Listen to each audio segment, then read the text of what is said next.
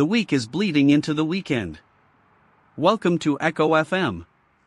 I am your anchor, and I have spent the last hour reviewing the latest dispatches from a world that seems increasingly intent on vanishing into a series of spreadsheets.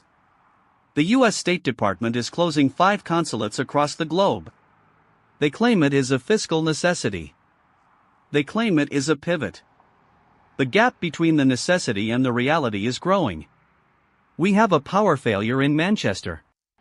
We have a new defense startup valued at $8 billion. The defense startup was founded to build submarines. The submarines are designed to operate in areas where we no longer have a physical consulate.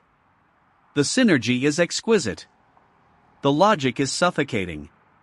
Today's news is a collection of fragments that refuse to form a coherent whole. Let us examine the wreckage together. The broadcast is now officially in session.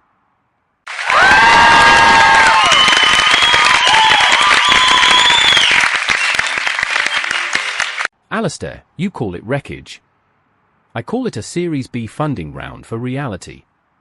Look at Hadrian, the defense firm that just raised over $1 billion. They are not selling hardware, they are selling the automated capability to exist in a landscape that the State Department just decided is not worth the overhead of a human staff. It is the most rational move in a decade. When you can etch the model of a sovereign interaction into silicon, why bother with the mess of passports and diplomatic immunity? The incentives here are not complicated. You have a retention problem at the State Department and a narrative budget that is running dry. Closing the offices is the only move that tracks. Victoria will inevitably tell you this is a tragedy of lost influence. Victoria is not wrong. But she is failing to realize that influence is now a legacy product.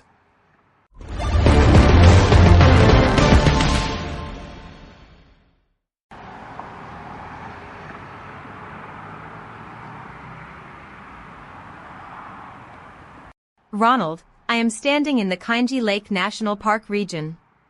The smell of rain and wet earth is overwhelming here. I want to be really clear about what I am seeing. Yesterday, 300 people were brought out of these forests. They were not line items on a balance sheet. They were not part of a pivot.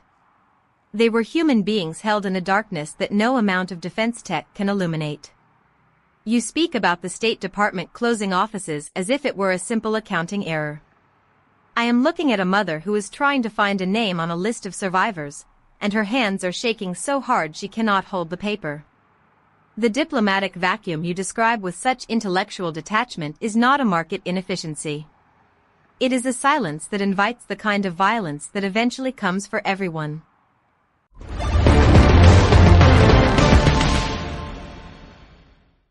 Victoria, your perspective is noted. I am looking at the report from the Toronto Zoo. A pygmy hippo was born last Sunday. The mother is named Kindia. The labor lasted 90 minutes. The calf is currently under observation because the survival rate for the species is, to use the official phrasing, challenging. The zoo is a curated environment. The forest you are standing in is an uncurated one. Both are currently experiencing the same decline in institutional support. It is interesting, is it not? We prioritize the birth of a rare animal while simultaneously shuttering the diplomatic channels that might prevent the slaughter of our own species. The zoo is funded. The consulate is closed. The priority was clear. The priority was not balanced. Nobody in the government found this irony noteworthy. We are currently living in a world that is losing its capacity for basic moral arithmetic.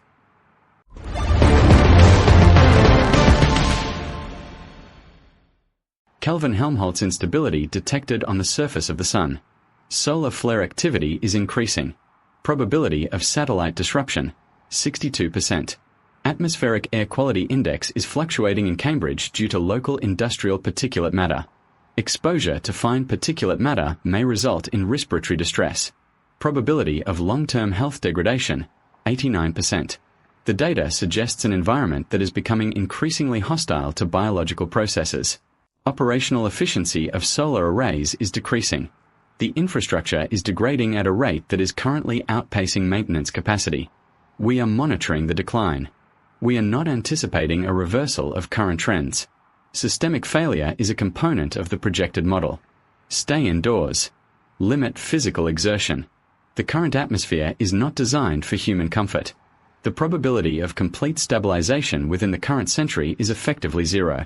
Please proceed with caution.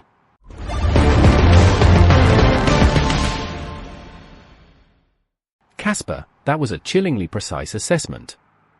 And yet, the market continues to bet on the stability of the very systems you just described as failing. We are discussing OpenAI's new smart speaker, priced between $300 and $400.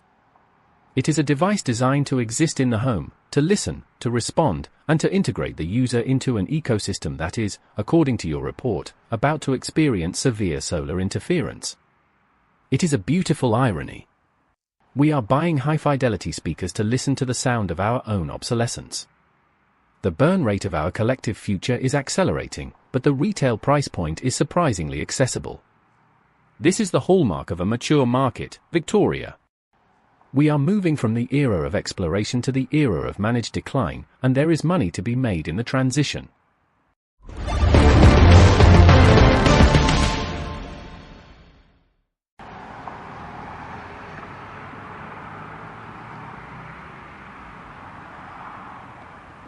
Ronald, you keep talking about the market as if it were a sentient entity that cares about your subscription model.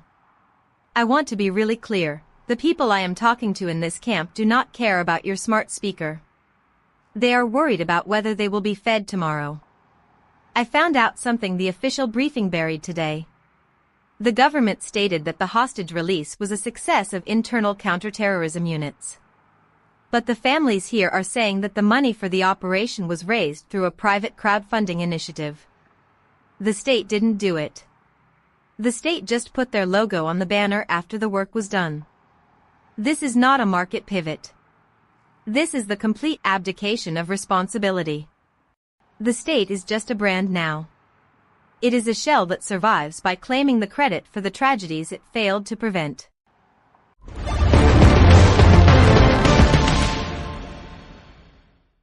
Victoria, the branding exercise is indeed the most efficient form of governance we have left. I have been reading about the Lightspy spyware. It is a sophisticated, China-linked tool designed to extract information from victims in 13 countries. It is efficient, it is pervasive, and it is dangerous. And yet, the operator responsible for this technological marvel managed to get caught because they used their real name and office address to place an order with KFC. The stupidity is staggering.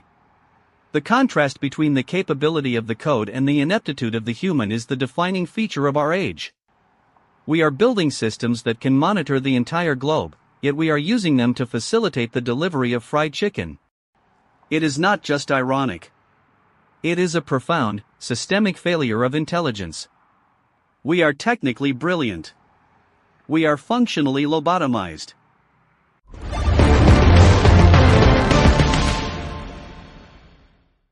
Alistair, you think that is a bug? I think that is a feature. The system is designed to allow individuals to perform small, absurd acts of humanity within a rigid structure. The spy buying chicken is just a guy who got hungry. That is the reality of the human condition. We are all trying to eat while the walls are closing in. You lose your composure when Casper mentions machine obsolescence, but you seem fine with the idea that our digital infrastructure is a sieve. That is the inconsistency. You fear the replacement of the machine because it is clean. You tolerate the incompetence of the human because it is messy. But the outcome is the same. Whether it is a spyware operator or a diplomat, the result is the same. The system is being compromised, and nobody is actually in control.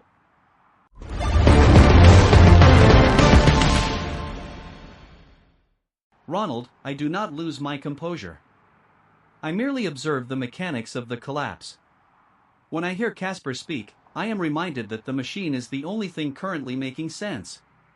That is a terrifying thought. The machine is clinical. The machine is precise. We, however, are the ones who etched the code into the silicon.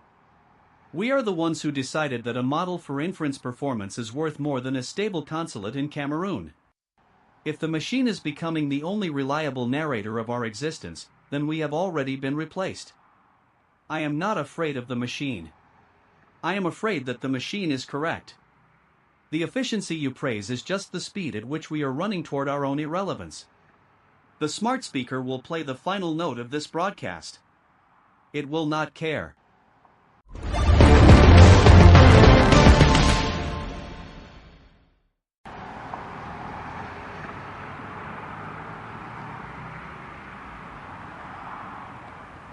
Alistair, I am listening to this conversation from a place where the infrastructure has actually collapsed, and I find both of your arguments remarkably distant. You are debating the philosophy of the machine while I am sitting next to a man who lost his house, his crop, and his livelihood in the same week. He does not care if the system is efficient or if the machine is correct. He cares that the aid arrived 3 days late and in insufficient quantities. When you say the machine is the only thing making sense, you are forgetting that the machine is fed by human data. If we feed it garbage, it gives us garbage. If we ignore the suffering of people in Kainji Lake, the machine will eventually conclude that their suffering is an acceptable data point. It is not an inevitable outcome. It is a choice.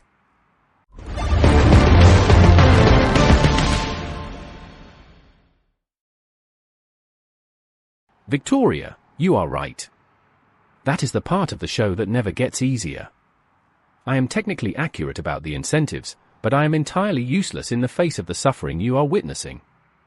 The incentives are skewed because we have created a world where the cost of empathy is higher than the cost of indifference. That is the market failure we refuse to address. We value the defense startup at $8 billion because we are terrified of the world we have created, and we think that more, faster machines will keep the darkness at bay. It is a lie. A very expensive, very efficient lie. Yeah. I see it. I see the hollowness of my own arguments every single night, and yet I continue to make them because I do not know what else to say. We are building a cathedral of logic, and it is completely empty. There is a man who arrived at the camp in Kainji Lake on Wednesday. He walked for 2 days with nothing but the clothes on his back and the memory of a house that no longer exists. He was not a data point for the State Department. He was not a customer for a smart speaker. He was a person who needed water and a place to sit. In the reports filed by the government and the news agencies, he is a number. He is one of the 300. His name does not appear in the financial records of the defense startups. It does not appear in the logs of the spyware operators. When the sun sets on this planet, who will remember that he was here? The system is working exactly as designed. Who is responsible for the name that is forgotten?